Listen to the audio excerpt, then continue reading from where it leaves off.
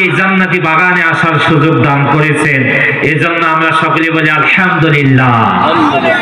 সম্মানিত হাজিরিন, আল্লাহ রাব্বুল আলামিন বলেছেন লাইন শাকারতুম লাযীদান্নাকুম ওয়া লাইন কাফারতুম ইন্না আযাবি লাশাদীদ। কোন বান্দা যদি নিয়ামত পাওয়ার পরে আমার শুকরিয়া আদায় করে, আমি আল্লাহ তাআলা আমার নিয়ামতকে আরো বহুগুণ বাড়াই দেই। বলেন সুবহানাল্লাহ। কেন আমরা শুকরিয়া আদায় করব? আল্লাহ তাআলা আমাকে সুন্দর চেহারা দান করেছে, এই জন্য বলতে হবে আলহামদুলিল্লাহ। আল্লাহ তাআলা আমাকে সম্পদের মালিক বানাই দিতে, এজন্য বলতে হবে আলহামদুলিল্লাহ। আল্লাহ তাআলা আমাকে কন্যা সন্তান দান করেছেন, এজন্য বলতে হবে আলহামদুলিল্লাহ। আল্লাহ তাআলা আমাকে পুত্র সন্তান দান করেছে, এজন্য বলতে হবে আলহামদুলিল্লাহ।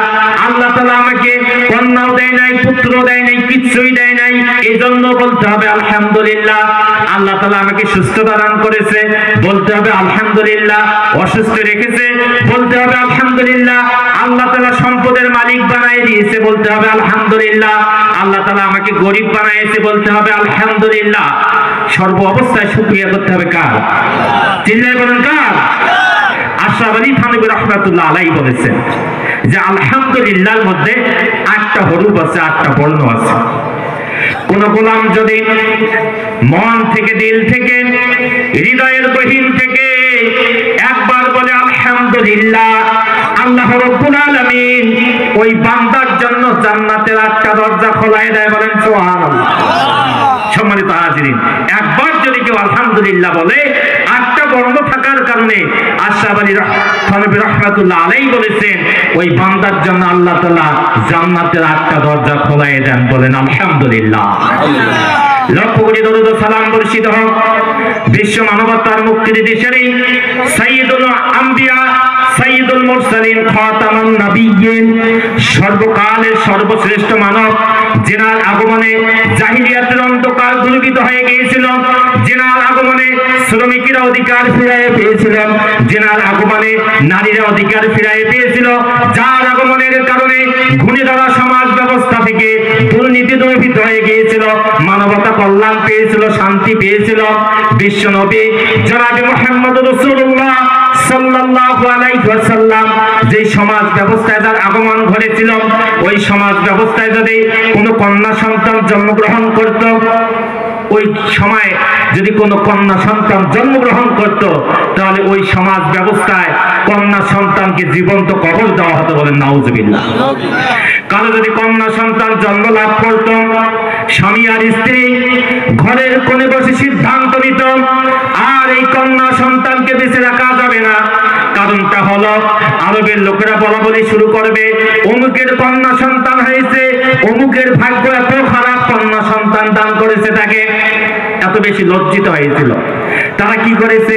কন্যা সন্তানকে পাহাড়ের চূড়ায় উঠে পাহাড়ের প্রদেশে নিক্ষেপ করে কন্যা সন্তানকে জীবন্ত কবর দিয়েছিল। শুধু তাই নয়, মরুভূমির মধ্যে কবর খনন করে কন্যা সন্তানকে জীবন্ত কবর দেওয়া হয়েছিল। ঠিক ওই সময় বিশ্বনবীর আগমন ঘটলেন। বিশ্বনবী ঘোষণা দিলেন, যদি কারো একটা কন্যা সন্তান হয়, আল্লাহ রাব্বুল আলামিন তাকে একটা জান্নাত দান করবেন। বলেন সুবহানাল্লাহ। যদি কারো 2টা কন্যা সন্তান হয়, আল্লাহ তাআলা তাকে 2টা জান্নাত দান করবেন। সাহাবা আজমাইনগণ জিজ্ঞাসা করলেন, ইয়া রাসূলুল্লাহ, ইয়া হাবিবাল্লাহ, কারো যদি 3টা কন্যা সন্তান হয়, নবীজি বললেন আল্লাহ তাআলা তাকে 3টা জান্নাত দান করবেন। বলেন সুবহানাল্লাহ। তাহলে কন্যা সন্তানের দাম বিশ্ব নবীর আগমনের কারণে বেড়ে গিয়েছে। বলেন সুবহানাল্লাহ। এই জন্য নবীর প্রতি সংক্ষিপ্ত আকারে দরুদ পেশ করি, সকলে বলি সাল্লাল্লাহু আলাইহি ওয়াসাল্লাম। আল্লাহর নবী বলেছেন, কেউ যদি আমার উপরে একবার দরুদ পেশ করে, আল্লাহ রাব্বুল আলামিন তার আমলনামায় 10টা ফজিলত দান করেন। বলেন সুবহানাল্লাহ। 10টা রহমত নাযিল করেন। শুধু এই জায়গায় শেষ নয়, আল্লাহর নবী বলেছেন ওই বান্দার আমলনামা থেকে 10টা গুনাহ আল্লাহ তাআলা maaf করে দেয়। বলেন সুবহানাল্লাহ। সেই নবীর ব্যাপারে আল্লাহ রাব্বুল আলামিন বলেছেন, হে নবীজি, আপনাকে আমি ওয়া ইন্নাকা লাআলা খুলুকিন আযীম, হে নবী, আপনাকে উত্তম চরিত্র দান করা হয়েছে। বলেন সুবহানাল্লাহ। সাহাবা আজমাইনগণ বিশ্ব নবীর স্ত্রী আম্মা জান আয়েশা সিদ্দিকা রাদিয়াল্লাহু তাআলা আনহাকে জিজ্ঞাসা করল, আম্মা জান আয়েশা বিশ্ব নবীর চরিত্র কেমন ছিল আমরা জানতে চাই। আম্মা জান আয়েশা সিদ্দিকা বললেন, ও সাহাবীরা, তোমরা কি কোরআন তেলাওয়াত করো না? তোমরা কি কোরআন পড়ো না? সাহাবা আজমাইন বলল, হ্যাঁ আম্মা জান আয়েশা, আমরা কোরআন তেলাওয়াত করি, কোরআন অনুযায়ী ব্যক্তি পরিচালিত করি, কোরআন অনুযায়ী পরিবার পরিচালিত করি, কোরআন অনুযায়ী সমাজ পরিচালিত করি। আল্লাহর নবীর স্ত্রী আম্মা জান আয়েশা সিদ্দিকা বললেন, কোরআনটাই হচ্ছে জীবন্ত চরিত্র নবীজির। বলেন সুবহানাল্লাহ। সম্মানিত হাজিরিন, সেই নবীর প্রতি আরেকবার দরুদ পেশ করি, সকলে বলি সাল্লাল্লাহু আলাইহি ওয়াসাল্লাম। যে আয়াত তেলাওয়াত করেছি, সম্মানিত হাজিরিন, এই বিশ্ববাসী মুক্তির জন্য, নাজাতের জন্য আল্লাহ রাব্বুল আলামিন যুগে যুগে অসংখ্য নবী এবং রাসূলকে প্রেরণ করেছিলেন। অসংখ্য নবী এবং রাসূলকে প্রেরণ করেছেন। তার উদ্দেশ্য হলো এই ঘুরে ধরা সমাজ ব্যবস্থা থেকে অন্যায় অশ্লীল রাসূলকে প্রেরণ করেছিলেন। কথা বলেন ঠিক কিনা? আল্লাহ রাব্বুল আলামিন বললেন, ওয়ালাকাদ বা'আসনা ফি কুল্লি উম্মাতির রাসূলা আন ইবুদুল্লাহা ওয়াজতানিবুত তাগুত। আমি প্রত্যেক সম্প্রদায়ের জন্য একজন করে নবী পাঠিয়েছিলাম, প্রত্যেক জাতির জন্য একজন করে নবী প্রেরণ করেছিলাম। আর নবীর দায়িত্ব ছিল আমি ইবুদুল্লাহা, তারা যেন আমার ইবাদত করে। বলেন সুবহানাল্লাহ। আল্লাহ তাআলা যুগে যুগে নবী এবং রাসূলকে প্রেরণ করেছিলেন, তার কারণ হলো তারা যেন আল্লাহর ইবাদত করে। এই যে আমাদেরকে যখন আল্লাহ তাআলা সৃষ্টি করেছেন হযরত আদম আলাইহিস সালামকে, আল্লাহ রাব্বুল আলামিন বললেন, ওয়া ইয ক্বালা রাব্বুকা লিল মালাইকাতি ইন্নী জাইলুন ফিল আরদি খলিফা ক্বালু ওয়া তাজালু ফিহা মাই ইউফসিদু ফিহা। আল্লাহ রাব্বুল আলামিন দুনিয়ার বুকে যখন মানুষকে সৃষ্টি করবেন, ঠিক ওই সময় ফেরেশতাদেরকে ডাক দিয়ে বলল, ও ফেরেশতারা, আমি দুনিয়ার বুকে আমার খলিফা প্রেরণ করতে চাই, খলিফা বানাতে চাই। কোরআনুল কারীমের মধ্যে আয়াত এসেছে। আল্লাহ রাব্বুল আলামিন নবীজিকে জানাই দিলেন, ওয়া ইয ক্বালা রাব্বুকা লিল মালাইকাতি ইন্নী জাইলুন ফিল আরদি খলিফা। ও নবীজি, স্মরণ করো সেই সময়ের কথা, ওই সময়ের কথা স্মরণ করো যখন আল্লাহ তাআলা ফেরেশতাদেরকে ডাক দিয়ে বলেছিল, ফেরেশতারা, জমিনের মধ্যে আমি প্রতিনিধি পাঠাতে চাই, খলিফা পাঠাতে চাই। তোমরা কি মনে করো? ফেরেশতারা বলল, ক্বালু ওয়া তাজালু ফিহা মাই ইউফসিদু ফিহা। ও আল্লাহ তাআলা, দুনিয়ার বুকে এমন কাউকে কি আপনি পাঠাবেন নাকি যারা দুনিয়াতে গিয়ে ফাসাদ তৈরি করবে, মানুষে মানুষে মারামারি করবে, রক্তপাত করবে, ভাইয়ে ভাইয়ে জমির জন্য দখলদারি করার জন্য রক্তপাত করবে, ভাই বোনের সম্পদ মেরে খাবে, ভাই ভাইয়ের সম্পদ মেরে খাবে, চাচা ভাতিজার সম্পদ মেরে খাবে, ভাতিজা চাচার সম্পদ মেরে খাবে, ভাতিজা ফুপুর সম্পদ মেরে খাবে, তারা রক্তপাত করবে। এমন কাউকে কি দুনিয়ায় আপনি পাঠাতে চান নাকি? আল্লাহ রাব্বুল আলামিন যখন বললেন, ফেরেশতারা, দুনিয়ার বুকে আমি খলিফা পাঠাতে চাই, ফেরেশতারা বলল, আল্লাহ, এমন কাউকে দুনিয়ায় আপনি পাঠাবেন যারা রক্তপাত করবে, মারামারি করবে, দাঙ্গা হাঙ্গামা করবে, ফাসাদ তৈরি করবে? তার কারণটা হলো, মানুষ পৃথিবীতে আসার আগে এই গোটা পৃথিবীতে জিনেরা বসবাস করেছিল। কারণ জিনেরা মারামারি, দাঙ্গা হাঙ্গামা করে গোটা পৃথিবীকে বিপর্যয় সৃষ্টি করেছিল। সেই অভিজ্ঞতা থেকে ফেরেশতারা আল্লাহকে বললেন, আল্লাহ, এমন কাউকে আপনি পৃথিবীতে পাঠায়েন না।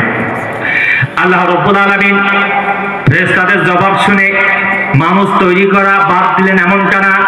আল্লাহ তাআলা ডাক দিয়ে বললেন, ও ফেরেশতারা, ইন্নী আ'লামু মা লা তা'লামুন। ও ফেরেশতারা, শুনে রাখো, আমি আল্লাহ তাআলা যা জানি তোমরা তা জানো না। আমি আল্লাহ যা জানি তোমরা তা জানো না।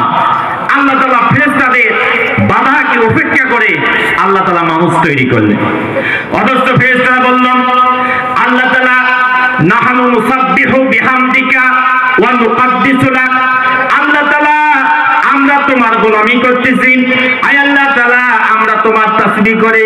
আল্লাহ তাআলা, আমরা তোমার তাসবিহ করি, তোমার গুণকীর্তন করি, তোমাকে সিজদা দেই, তোমার যাবতীয় গুণগান আমরা গাই সারাদিন। আয় আল্লাহ তাআলা, কেন মানুষ তৈরি করা লাগবে? আল্লাহ তাআলা এরপরে বললেন, ও ফেরেশতারা, ইন্নী আ'লামু মা লা তা'লামুন। নিশ্চয় আমি আল্লাহ তাআলা যা জানি তোমরা তা জানো না।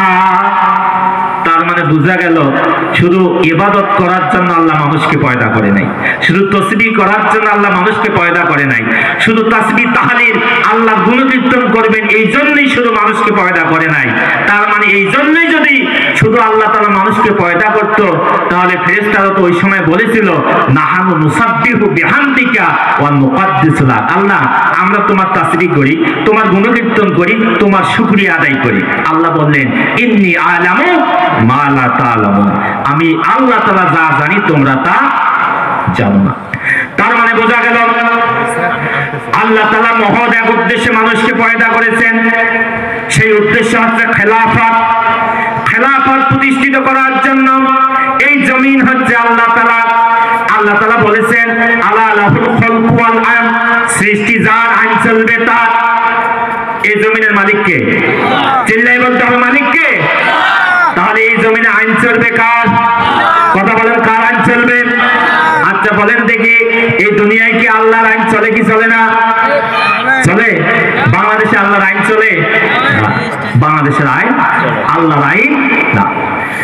আল্লাহ রাব্বুল আলামিন বলেছেন ওয়ামাই ইয়াবতাগি গায়রাল ইসলামি দীনান ফালাই ইউকবালা মিনহু ওয়া হুয়া ফিল আখিরাতি মিনাল খাসিরিন। ইসলামকে বাদ দিয়ে, কোরআনকে বাদ দিয়ে, যারা গণতন্ত্র দিয়ে, সমাজতন্ত্র দিয়ে, কার্ল মার্ক্সের আইন দিয়ে, জাতীয়বাদ দিয়ে আল্লাহ তাআলার এই জমিনে আইন পাস করবে, এই আইন দিয়ে সমাজের মানুষের শান্তি আসবে? কথা বলেন আসবে? সমাজের মানুষের শান্তি দিতে হলে, মুক্তি দিতে হলে, কল্যাণ যদি এই সমাজের মানুষকে দিতে হয় তাহলে অবশ্যই কোরআনের দরকার আছে না নাই? কথা বলেন, কোরআনের আইনের দরকার আছে না নাই? অবশ্যই আছে। তা আল্লাহ তাআলা ফেরেশতাদের বাধাকে উপেক্ষা করে আল্লাহ তাআলা এই জমিনে মানুষকে পয়দা করলেন। তার কাজ হলো যে আল্লাহ তাআলার এই জমিনে খেলাফত প্রতিষ্ঠা করবেন। খলিফা, খলিফা শব্দের অর্থ কি? প্রতিনিধি। আমি যদি আপনাদেরকে একটা উদাহরণ দেই, আপনাদের এলাকায় দর্জি আছে না নাই? কথা বলেন আছে না নাই? এদেরকে আমরা কি বলি? খলিফা বলি কি বলি না? আচ্ছা, খলিফার বাড়িতে আপনি গিয়েছেন আপনার জামা সেলাই করার জন্য কিংবা পাঞ্জাবি সেলাই করার জন্য।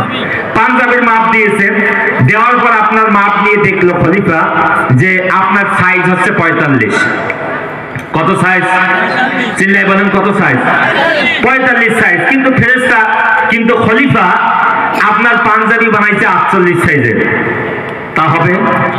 আপনার পাঞ্জাবি আপনার গায়ে হবে? আপনি মেনে নেবেন? আপনি মেনে নেবেন না।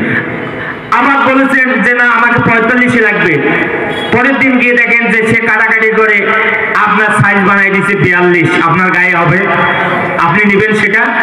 তার মানে খলিফার কাজ হলো যে মাপ দেওয়ার পর 45 সাইজ, সেই 45 সাইজই বানাই দিতে হবে। কথা বলেন ঠিক কিনা? তাহলে আমরা মানুষেরা হচ্ছে আল্লাহর খলিফা। আল্লাহ তাআলা কোরআন আল কারীম নাযিল করেছেন আমাদের উপরে। কোরআন আল কারীমে যা বলা হয়েছে সামি'না ওয়া আতা'না, আমরা কোরআন আল কারীমের মধ্যে যা দেখবো সেটাই আমরা মেনে নেব। কথা বলেন ঠিক কিনা? কোরআনের আইনের বিরুদ্ধে এক চুল পরিমাণও কারো অধিকার নাই। কথা বলেন ঠিক কিনা? সম্মানিত হাজিরিন, তাহলে আল্লাহ সুবহানাহু ওয়া তাআলা কোরআন আল কারীম দিয়েছে হুদাল লিন-নাস ওয়া বাইয়িনাতিন মিনাল হুদা ওয়াল ফুরকান। কোরআন দিয়েছে সত্য মিথ্যার পার্থক্যকারী। কথা বলেন ঠিক কিনা? আল্লাহ রাব্বুল আলামিন বলেছেন, আল্লাহ রাসূল বলেছেন ইন্না লিল্লাহি আহলিনা মিনান নাস ক্বালু মান হুম ইয়া রাসূলুল্লাহ সাল্লাল্লাহু আলাইহি ওয়াসাল্লাম আহলুল কোরআন হুম আহলুল্লাহ। আল্লাহর নবী বললেন মানুষের মধ্যে হতে এমন কতক মানুষ আছে যারা আল্লাহর পরিবারের অন্তর্ভুক্ত। সাহাবা আজমাইনগণ বলল ইয়া রাসূলুল্লাহ ইয়া হাবিবাল্লাহ, আল্লাহর তো কোনো পরিবার নাই, আল্লাহর স্ত্রী নাই, আল্লাহর পুত্র নাই, আল্লাহর তো কোনো পরিবার নাই, অথচ আপনি বললেন আল্লাহর পরিবার আছে, কারণটা কি? আল্লাহর নবী বললেন ইন্না লিল্লাহি আহলিনা মিনান নাস ক্বালু মান হুম ইয়া রাসূলুল্লাহ। হে আল্লাহর রাসূল, তাহলে আল্লাহর পরিবারের অন্তর্ভুক্ত কারা?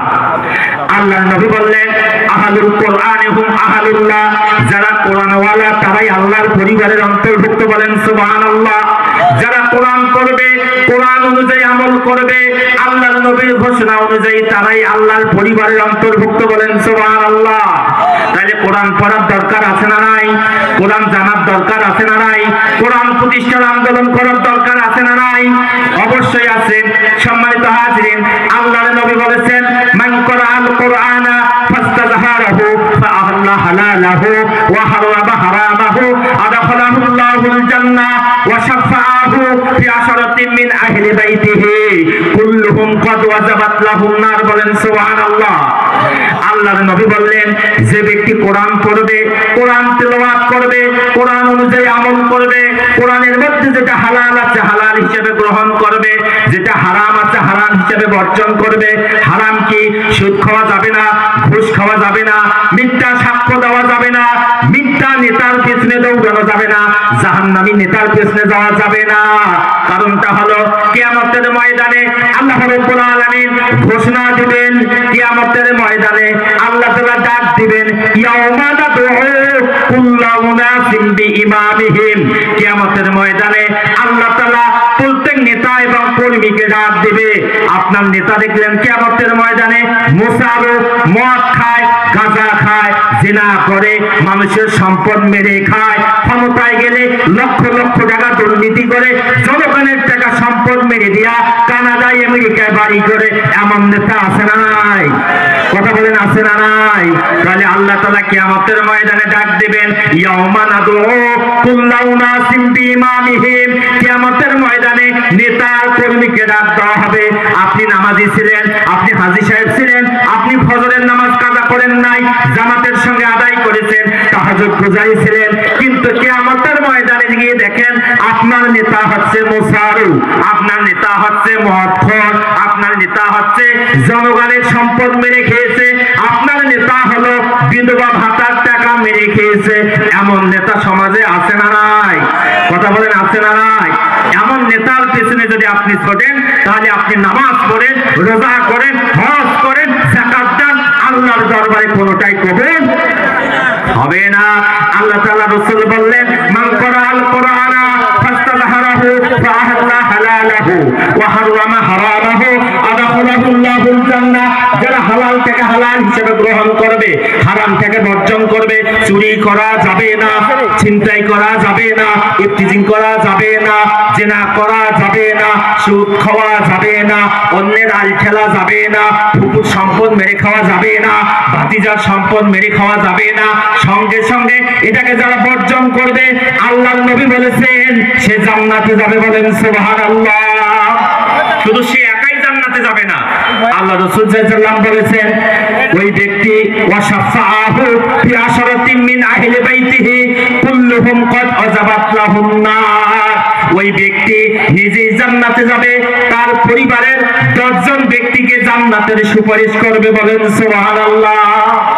দেখবে বাবা জাহান্নামে যাচ্ছে, মা জাহান্নামে যাচ্ছে, ভাই জাহান্নামে যাচ্ছে, বোন জাহান্নামে যাচ্ছে, চাচা জাহান্নামে যাচ্ছে, ডাক দিয়ে বলবে, আল্লাহ আজকে তো আমি কোরআন পড়ার কারণে, কোরআন অনুযায়ী আমল করার কারণে, ইসলাম পালন করার কারণে, আল্লাহর জমিনে আল্লাহর দ্বীনকে বিজয়ী করার কারণে আজকে আমি জান্নাতে যাচ্ছি।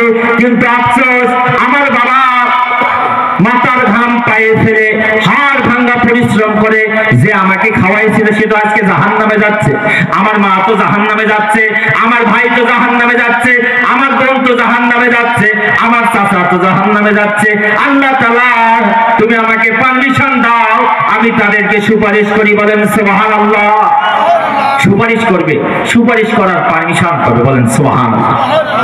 সম্মানিত হাজিরিন, যদি কোরআন না পড়েন, কোরআন অনুযায়ী যে আমল না করেন, তাহলে কিয়ামতের ময়দানে আল্লাহ রাসূল আপনার আমার নামে মামলা দায়ের করবে। এই কথা কোরআন আল কারীমের মধ্যে আছে, ওয়াকাল আর-রাসূলু ইয়া রাব্বি ইন্না কওমি ইত্তাখাযু হাযাল কুরআনা মাহজুরা। ও আল্লাহ তাআলা, দুনিয়ার জীবনে পাক্কা নামাজি ছিল, পাক্কা রোজাদার ছিল, কিন্তু কোরআনকে মাহজুর কিতাব হিসেবে লাল কাপড় দিয়ে, সাদা কাপড় দিয়ে পেঁচাইয়ে তাকের উপরে রেখে দিয়েছিল। কোরআন পড়ে নাই, কোরআন বোঝে নাই, কোরআন অনুযায়ী আমল করে নাই, শুধু এটাকে সওয়াবের কিতাব মনে করে পড়েছে, আবার তাকের মধ্যে রেখে দিয়েছে। কিন্তু কোরআন যে এসেছিল সমাজে একটা বিপ্লব ঘটানোর জন্য, সেই চিন্তা সে করে নাই। অথচ কোরআন এসেছে হুদাল লিন-নাস ওয়া বাইয়িনাতিন মিনাল হুদা ওয়াল ফুরকান। কোরআন এসেছে সত্য মিথ্যার পার্থক্য করার জন্য। এটা সত্য, এটা মিথ্যা। কিয়ামতের ময়দানে আল্লাহ রাব্বুল আলামিন ঘোষণা দিবেন, ফারিকুম ফিল জান্নাহ ওয়া ফারিকুম ফিস সাইর। তোমরা একদল জান্নাতে যাও আর একদল জাহান্নামের দিকে চলে যাও। ওই দিন ঘোষণা দিবে, একদল জান্নাতের দিকে যাও আর একদল জাহান্নামের দিকে যাও। এইখানে যদি আমি ঘোষণা দেই, যাদের বাড়ি দর্শনায় তোমরা দর্শনার দিকে যাও, আর যাদের বাড়ি এই ফতেপুর কবরস্থানের পাশে তারা এখানে থাকো, এটা বোঝা খুব সহজ হবে না? তাহলে কিয়ামতের ময়দানে আল্লাহ রাব্বুল আলামিন ডাক দেবেন, ফারিকুম ফিল জান্নাহ ওয়া ফারিকুম ফিস সাইর। তোমরা একদল জাহান্নামের দিকে যাও আর একদল জান্নাতের দিকে যাও। সঙ্গে সঙ্গে মানুষেরা দুই ভাগ হয়ে যাবে। আল্লাহ তাআলা অন্যত্র বলেছেন, ওয়ামতাজুল ইয়াউমা আইয়ুহাল মুজরিমুন। অপরাধীরা তোমরা আজকে আলাদা হয়ে যাও। সঙ্গে সঙ্গে অপরাধীরা আলাদা হয়ে যাবে, অপরাধীরা আলাদা হয়ে যাবেন। আল্লাহ রাব্বুল আলামিন বিশ্ব নবীকে ঘোষণা দিবেন, নবীজি আপনার উম্মত যারা, তাদেরকে আজকে আপনি হাউজে কাউসারের পানি পান করান। বিশ্ব নবী হাউজে কাউসারের পানি পান করাবে তার উম্মতদেরকে। প্রত্যেক জনের জন্য একটা করে গ্লাস বাজেট থাকবে, হাউজে কাউসারের পানি পান করাবে আর জান্নাতের দিকে যাইতে বলবে। হাউজে কাউসারের পানি পান করাবে আর জান্নাতের দিকে যাইতে থাকবে। এমন অবস্থায় কিছু লোক বাকি থাকা অবস্থায় একটা কালো পর্দা সামনে চলে আসবে। ওই লোকেরা ওই দিক থেকে চিৎকার করবে, ইয়া রাসূলুল্লাহ, ইয়া হাবিবাল্লাহ, আমরা তো আপনার উম্মত ছিলাম, আমরা তো নামাজি ছিলাম, আমরা তো পরহেজগারী ছিলাম, আমরা তো রোজাদার ছিলাম, আজকে কেন আমাদেরকে হাউজে কাউসারের পানি পান করানো হচ্ছে না? আল্লাহর নবী বলবেন, সৌকান সৌকান, তোমরা দূর হয়ে যাও, দূর হয়ে যাও। তোমরা শুধু আমাকে নামেই নেতা মেনেছো, সমাজে নেতা মানতে পারো নাই, রাষ্ট্রে নেতা মানতে পারো নাই, পরিবারে নেতা মানতে পারো নাই। পরিবারে নেতা মেনেছো মোসারুকে, পরিবারে নেতা মেনেছো মদখোরকে, গাঁজাখোরকে, সম্পদ মেরে খায় মানুষের এমন লোককে নেতা মেনেছো। কিন্তু তোমরা মিলাদে বলেছো আল্লাহুম্মা সাল্লি আলা সাইয়্যিদিনা মাওলানা। তোমরা মিলাদের মধ্যে বলেছো আমাদের নেতা হচ্ছে নবী মুহাম্মদ রাসূলুল্লাহ সাল্লাল্লাহু আলাইহি ওয়াসাল্লাম। কিন্তু সমাজে নেতা মানতে পারো নাই, রাষ্ট্রে নেতা মানতে পারো নাই। আজকে তোমরা দূর হয়ে যাও, দূর হয়ে যাও। আল্লাহ রাসূল যদি কাউকে বলেন তোমরা দূর হয়ে যাও, আল্লাহ এবং রাসূল যদি বলেন যে তোমরা দূর হয়ে যাও, তাহলে কিয়ামতের ময়দানে জান্নাত যাওয়ার কোনো সম্ভাবনা।